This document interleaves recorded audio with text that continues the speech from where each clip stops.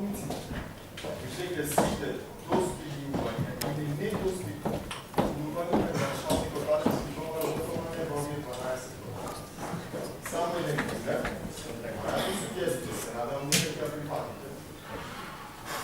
Подразбира дека во овој филм и коментарен игра, или како сакате наречете го, ви влегне и ветувањата на Талевски, кои што ги даваше во континуитет и на локалните избори 2011, ви влегне гасификацијата на општина Титова, топификацијата на општина Титова, трансформација на централното градско подрачје во пешешка зона со изградба на подземни гаражи и далови објекти, преадаптација на просторот кај касарната,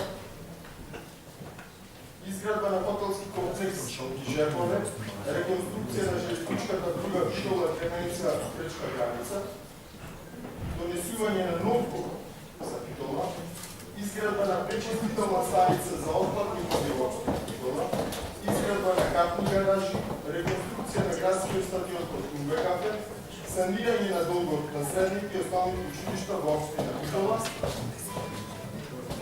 куќа на културата, реконструкција и трансформација на домот на Арама, изградба на покриен базен, до изградба на врезовите во Битола од страните на Прилеп и Охрид, изградба на нов храм за заштитите од Свети Нектари Битолски, реконструкција на планинарскиот дом Копанки, изградба на старото кино на браќата Манајки и така натаму и така натаму.